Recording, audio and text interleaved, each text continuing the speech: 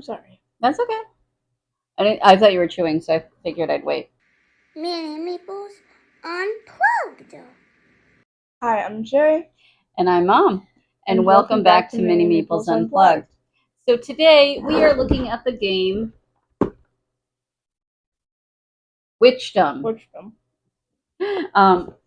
This is a game from Albi Games, and it has 1 to 5 players, 30 minutes, and 10 plus. So let's take a look at what's in the box. Be happy I shook it this time. Who's picking this all up? Not it. Not it. What's in the box of Witchdom? So first, we have our instructions. Then we have our game board. We have our little bag of tokens. Here we have our novice witches and our starting spells. These are the clan cards. This one is specifically for solo mode. Then we have our objective tokens.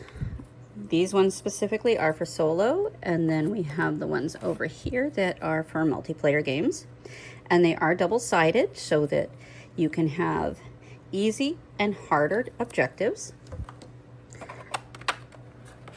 And then here we have our double-sided potion cards that have items that you can collect and the potions. And this one is our double-sided witch cards that have animal familiars on the back. And that's what's in the box of Witchdom. Play, play, play, play, play, play, play, play, play, play, play, play, play. And this is how we play Witchdom. So there are a few things that are going on with this game in play. So you have your game board, and it has 3 different areas of the board, and you have tokens on each area, and on the sides you have spell cards and you have witch cards. Then in your hand you have your 2 novice witches. You have your clan card.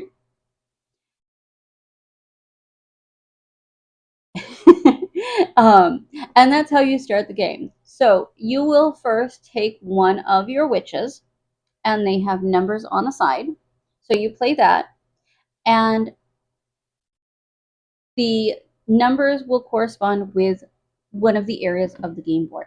So if it has a 1 next to the mountain region, you can take either the spell, one of the resources, or the witches. There is 3 resources on each mountain, trees, and the water. Yeah, water. Mountain, tree, and water.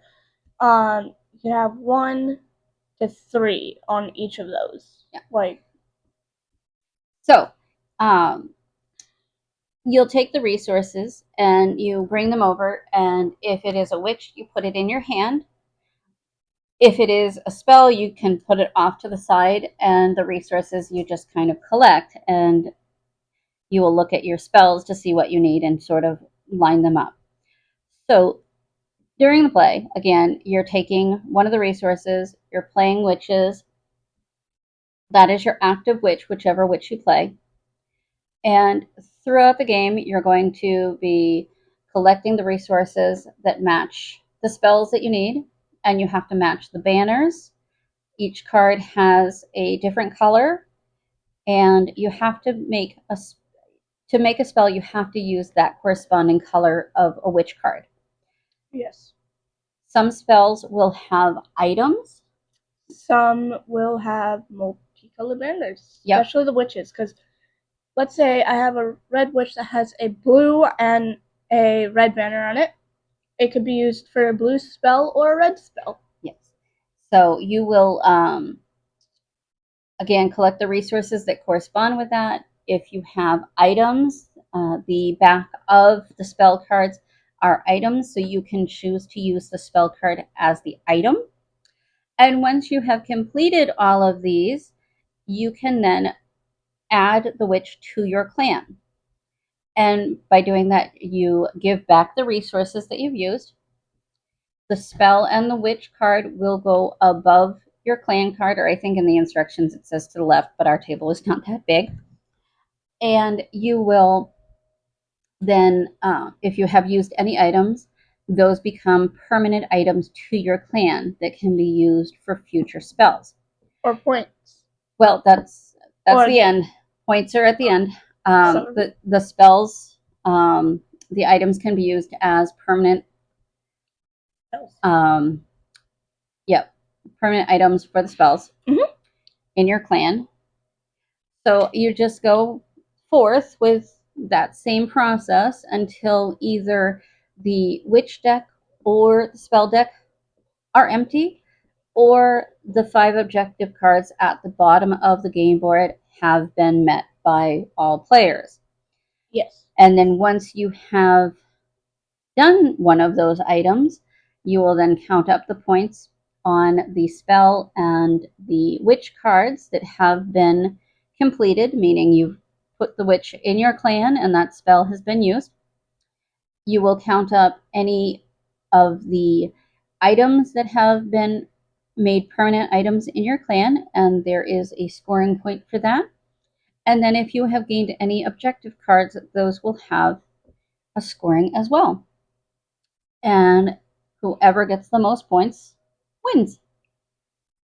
And that's how you play Witchdom. We create success or failure on the course primarily by our thoughts. And this is what we thought of Witchdom. You want to go first? I think you should. Okay. So I really like this one. It's very cute. I always love a witchy theme. So right up my alley with that one. It was at PAX Unplugged that I got this at, and I don't think it was one that I was going to initially get, but I was at the Aldi booth, and I was just like, you know what? I'll take that one too. But I really like the gameplay of it because the cards are double-sided, so there's multi-use. I like that with it. And I like the it's basically like an auction type playthrough where I have my turn. I've got to play a witch to determine what area I am able to take from, and it gives me, I have the option of taking either the resources or a spell or a witch, and just like it. How about you? I love it because, again, witchy, Halloweeny, love all those games.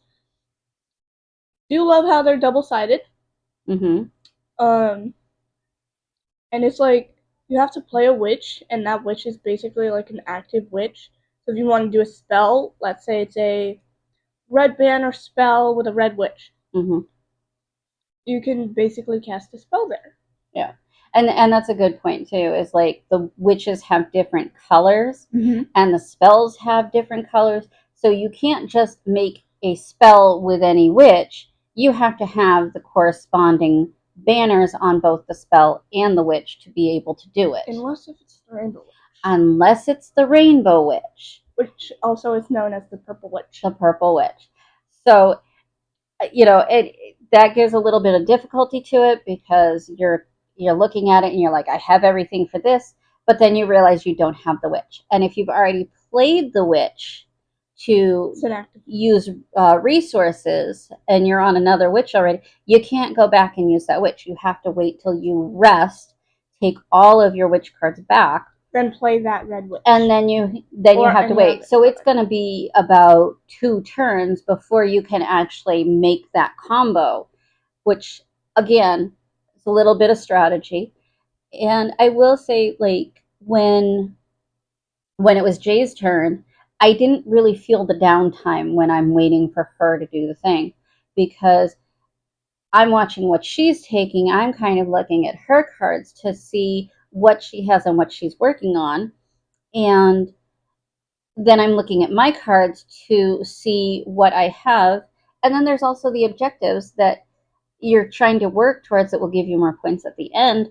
So you're kind of competing on that. Like one of the games we had one thing that was actually you had to get 2 purple witches in your clan.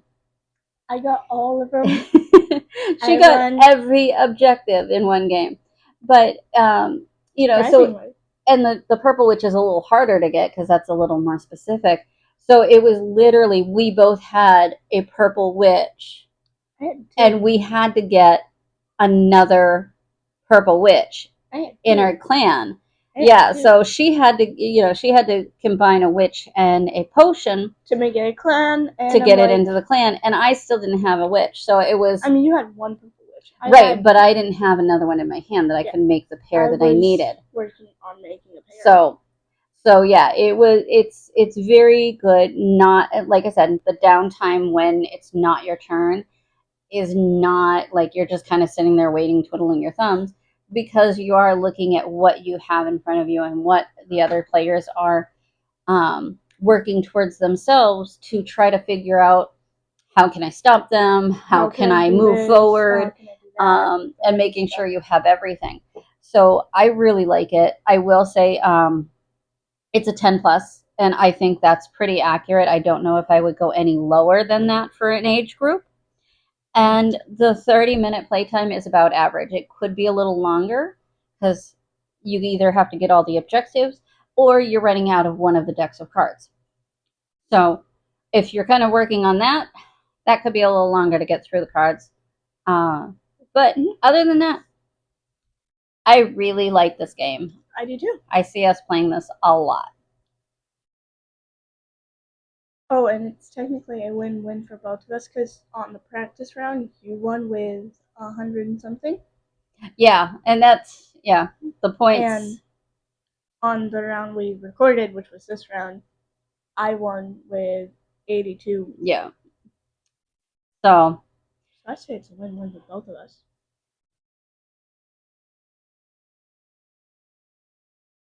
We'll see who wins the next one. It's the real winner.